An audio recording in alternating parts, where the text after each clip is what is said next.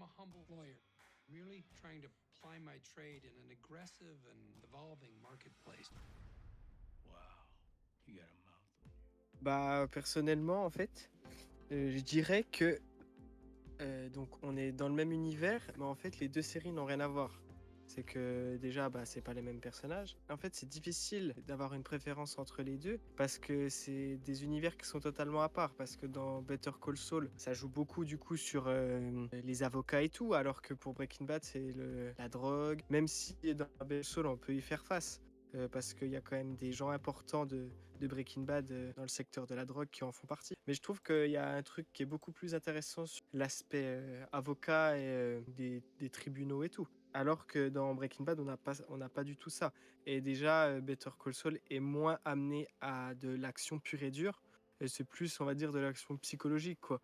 C'est que tu regardes plus Better Call Saul pour ce qui se passe entre les querelles, que ce soit entre Jimmy et son frère. Tu regardes pas Breaking Bad pour voir la querelle entre Walter White et Skyler.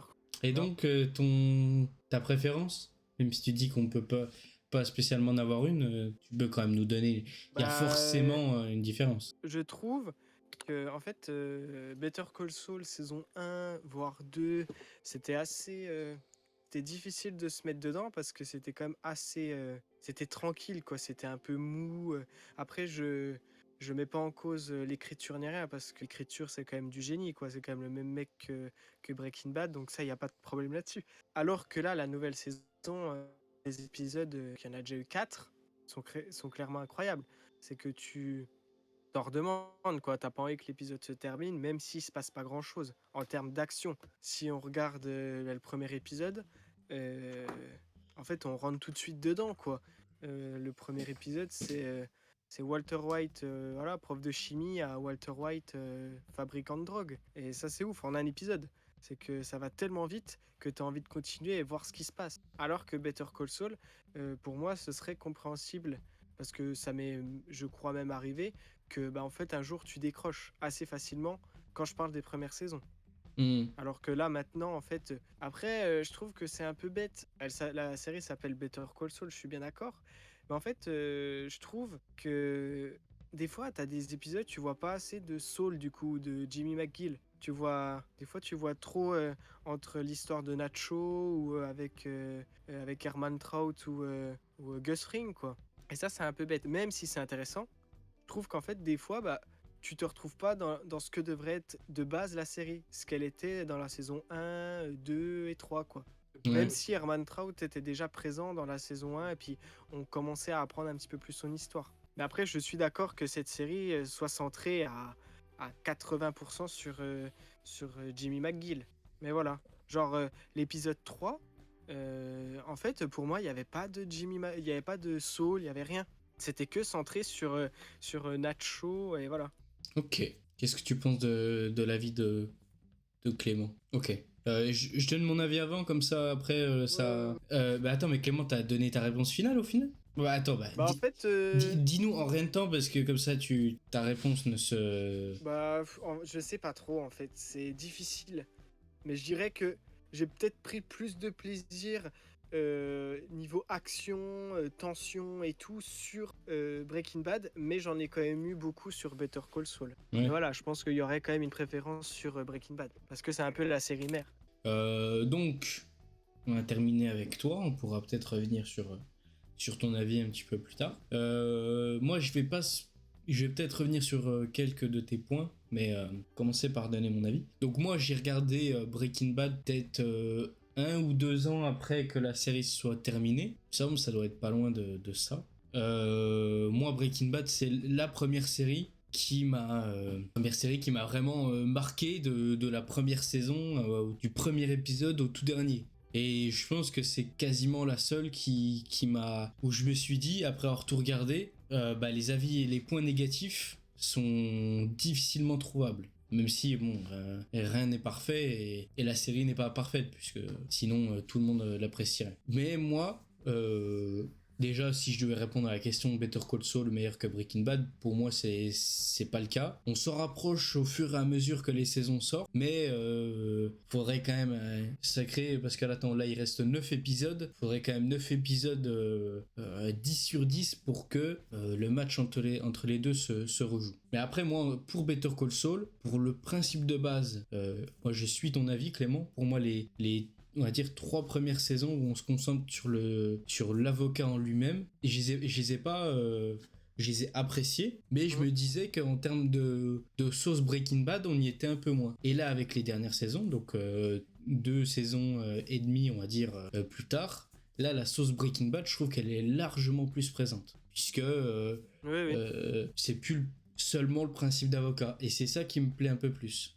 Alors, on a un message de Nice the Kid. Perso, en termes de qualité, je mets les deux séries au même niveau, même si une préférence pour Breaking Bad car j'apprécie plus certains personnages. Oui, je suis d'accord avec ce que tu penses. J'apprécie aussi un petit peu plus Breaking Bad. Vas-y. Après, en soi, c'est une suite logique quand tu penses. C'est qu'en fait, il y a une chronologie. C'est qu'en fait, quand se passe Better Call Saul, Walter White est rien. Prof, tout ce qu'il y a de lambda. Il n'a pas de cancer, il a rien à... Donc au début, on a l'ascension de Jimmy. Hop, là vient arriver Walter White, se dit hop, on commence à entrer dans l'ascension de Walter White. Alors qu'avant, on avait tout ce qu'étaient les personnages de Nacho qui commençaient à avoir un début, un milieu, une fin, voilà. Herman Trout en même temps. Ensuite, il y a Saul qui revient. En fait, c'est comme si c'était une suite, c'était une frise chronologique, quoi. En fait, Better Call Saul aurait dû limite être là avant Breaking Bad. Comme ça, on aurait eu une frise chronologique. Non. Et on terminait par El Camino et hop, ça finissait tout, quoi. Pour moi, fallait pas que Better Call Saul soit là avant Breaking Bad. Après, on peut pas en parler puisqu'il y a aussi l'effet de nostalgie qui parle pour Breaking Bad. Et c'est vraiment osé de faire une série sur Saul. Perso, j'y croyais pas trop. Je vais pas te mentir. Moi non plus au début, les 2 premières saisons, je me disais bon, ça va être une bonne série, mais on n'est pas sur les standards de Breaking Bad. Et puis cet avis-là, il est plus du tout présent maintenant. Je pense que dans les années à venir, on aura des mini-séries, que ça soit une série d'une saison que ça soit sur Gus Fring ou ce que tu veux. C'est sûr, Bastien. Ça peut pas se finir. Et avec la qualité d'écriture qu'il y a, ça se finit, ça, voilà. Il y aura toujours un truc pour dire. Alors, si Better Call Saul était sorti avant Breaking Bad, elle serait considérée comme une série lambda sur un avocat, comme il en existe des dizaines. Je suis plutôt d'accord avec ça. Pour moi, le succès de Better Call Saul est entraîné par Breaking Bad, puisque il y a tout cet univers qui a été créé avant Breaking Bad, mais c'est...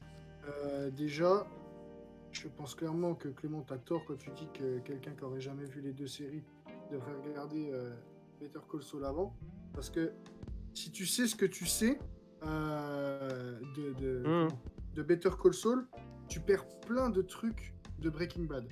Et c'est dans ce sens, parce que ça a été fait dans ce sens-là. Donc, il faut quand même pas oublier qu'au-delà du fait que c'est très bien écrit, faut pas oublier que les mecs, ils ont écrit ça. C'est surtout qu'il faut pas oublier que les mecs, ils ont écrit Breaking Bad sans penser faire Better Call Saul. Donc, Better Call Saul explique des choses qui se passent dans Breaking Bad qui sont passées avant. Okay. Donc du coup, ça marche dans ce sens-là. Je suis pas certain que ça marcherait dans l'autre. Après, quand tu as vu les deux, c'est compliqué d'avoir un avis objectif.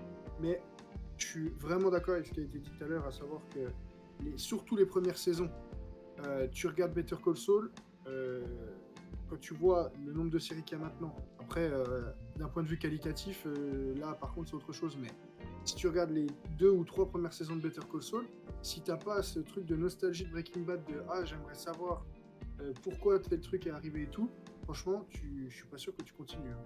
Parce que c'était quand même pas si extraordinaire.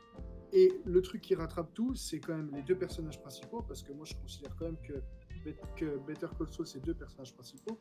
Donc Saul et Herman Trout. Parce que Herman Trout, depuis le début de la série, on le voit en même temps que Saul en soi. C'est un personnage principal. Donc après, en plus, la série, elle s'appelle pas juste Saul, elle s'appelle Better Call Saul. Et en fait, Herman Trout, quand tu le vois dans Breaking Bad, c'est toujours l'homme de main de Saul. Oui, mais en fait, à chaque fois que les 3/4 du temps, quand tu le vois dans la série, il est souvent avec Saul. Enfin, il est direct. La première fois que tu le vois, il est en lien directement avec Saul. Ouais. D'accord. Donc du coup, moi, ça me choque pas plus. La série, elle s'appelle pas Jimmy McGill ou je sais pas quoi. Elle s'appelle Better Call Saul. Donc en gros, comment ce mec-là, il a créé son empire de Better Call Saul. Et très clairement, ça passe par le personnage de Herman Trout.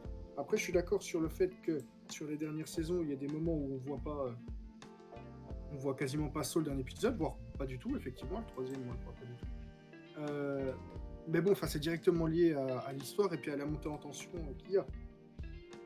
Après, je suis pas sûr que dans Breaking Bad, il y a des épisodes où on voit pas du tout, Walter, mais je pense qu'il y a des épisodes où on le voit pas beaucoup. Ou... Bah là, je t'avoue, j'en ai pas en Moi, tête. j'en ai pas en tête. Attends, mais je pense si, qu'il y en a certains. l'épisode où Herman Trout emmène Jesse en voiture, tout cet épisode-là, Voilà. on voit jamais Oui, il est au Walter. téléphone. Ouais. Il l'a au téléphone. Voilà, bon, par exemple. Donc, c'est pas une obligation si ça fait avancer l'histoire. Ensuite, il y a un autre truc que je voulais dire. Alors, Clément, je suis complètement en désaccord total avec toi à propos de Gus Fring, parce que dire que Gus Fring, maintenant, on sait tout de lui. On sait qu'il a assassiné les autres dans l'hacienda, machin, qui n'était pas pour rien. On sait un peu son enfance, même si c'est un peu louche, parce qu'on sait qu'ils ont effacé d'où il vient, qu'il viendrait de Cuba, mais on sait pas trop, enfin bref. On sait tout de ce mec-là. Enfin, je veux dire, qu'est-ce que tu veux raconter de plus sur ce gars-là? Ça a monté en puissance. Mais on sait déjà tout. Il y a combien de flashbacks en putain d'espagnol que Bastien peut attester qu'on les a vus en putain d'espagnol pas sous-titrés? Ouais, Il y a vu combien de trucs comme ça qu'on regardait un petit peu illégalement, c'était pas sous-titré. Ouais, voilà. Bah, à l'époque, il n'y avait pas trop le choix parce que ça passait que sur Arte et puis fallait regarder. D'ailleurs, on aura l'occasion d'en reparler un Ouais. petit peu après Ouais. par rapport aux plateformes. Mais je veux dire, Gus Fring, on sait tout de lui. Je pense que je vois mal ce qu'ils vont pouvoir faire d'autre. À la rigueur, est-ce qu'ils vont refaire un truc à la El Camino, un espèce de film final sur l'univers? Mais je suis pas certain parce que au-delà du fait qu'ils écrivent bien, je pense qu'ils sont pas cons non plus. Je pense que tu vois, la poule aux œufs d'or, au bout d'un moment, faut arrêter, quoi. Et je pense qu'avec le pognon là qu'il a réussi à brasser pour faire Saul, parce que c'est quand même la principale différence entre les deux, c'est la qualité de production, même si Breaking Bad était déjà pas dégueu, et qu'ils avaient quand même eu des acteurs qui étaient pas non plus n'importe qui. Better Call Saul, c'est léché, quoi. Ça a de la gueule, quoi. Ça a de la gueule. Et c'est vrai que t'as vraiment le même côté avec des intros d'épisodes un petit peu mystérieuses, machin, un peu comme dans Breaking Bad, quoi. Tu sais jamais où ça va en venir, tout ça, avec grosse place à la musique, machin. Et c'est pas forcément tout le temps l'impression que C'est vrai que c'est à tous les épisodes, déjà de la nouvelle saison. Ouais, maintenant oui. Après, au début, il me semblait pas que c'était tout le temps comme ça. Enfin Ouais. bref, moi je trouve qu'il n'y a pas photo. Breaking Bad est largement meilleur que Better Call Saul pour la simple et bonne raison que Better Call Saul serait moins bonne sans Breaking Bad. Alors Ouais. que Breaking Bad était déjà excellente sans Better Call Saul. Ouais. Donc voilà, je pense que là-dessus, pour moi, il y a limite même pas débat. Et en plus de ça, la progression des personnages dans Breaking Bad, ce qui pour moi est très clairement le plus gros point fort de cette série, c'est la progression des personnages, la progression psychologique des personnages, surtout de Walter, mais aussi de Jesse. Le côté très vraisemblable par rapport à la façon qu'ils ont de changer de comportement, ça sonne vrai, je trouve.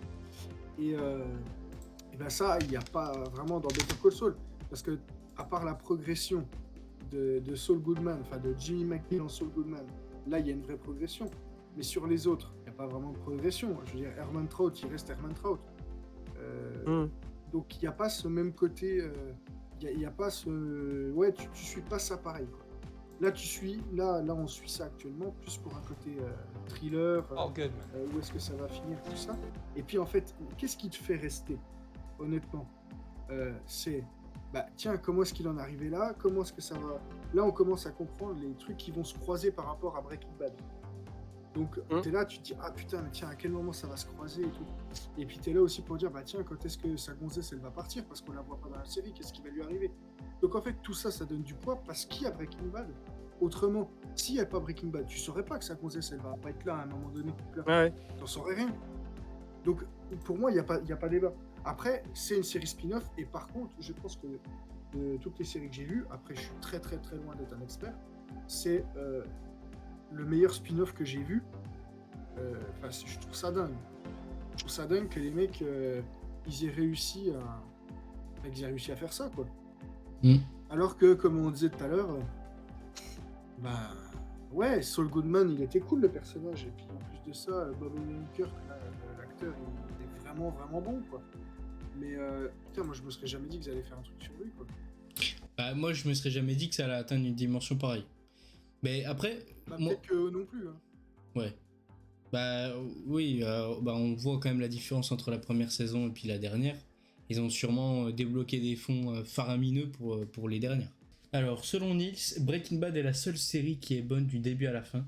En tout cas, j'en ai pas d'autres qui me viennent à l'esprit. Bah, moi aussi, des fois, je me pose la question, puisque je me parle à moi-même. Je me dis, dans tous les épisodes de Breaking Bad, est-ce qu'il y a réellement un mauvais épisode ? Ah bah il va en citer un, voilà. Le seul qu'on pourrait peut-être dire c'est un mauvais épisode, mais au final, on peut dire que c'est un mauvais épisode en termes d'action, mais pas en termes de storytelling ou en termes d'histoire, de scénario, c'est La Mouche. Parce que La Mouche, on va pas se mentir, c'est pas l'épisode où tu vas rester sur l'écran. Dont on connaît le nom de l'épisode. Je conclus cette première idée de débat.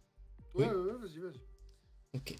Donc là, en voyant nos 3 avis, qui pour certains peuvent être considérés comme des bons avis, pour d'autres pas des bons avis, mais bon. Bref, si on écoute Niels, il a le même avec nous. Donc 4 personnes, là on est la majorité absolue sur ce live à être d'accord, donc c'est parfait. Donc, la question était, Better Call Saul est-elle une meilleure série que Breaking Bad ? À l'unanimité, la réponse est non. Ce qui ne veut pas dire que Better Call Saul est une mauvaise série. Better Call Saul tire de sa célébrité et de sa qualité Breaking Bad. Pour moi, Breaking Bad est une série totalement autosuffisante à elle-même. Sans Better Call Saul, elle aurait été forcément excellente. Ce qui n'est pas le même cas pour Better Call Saul. Mais on ne pourra jamais parler de ça, puisque ça n'arrivera jamais, on ne peut pas changer l'histoire. Donc on peut clore cette question. La réponse est non, à l'unanimité. Personne... Avec quelqu'un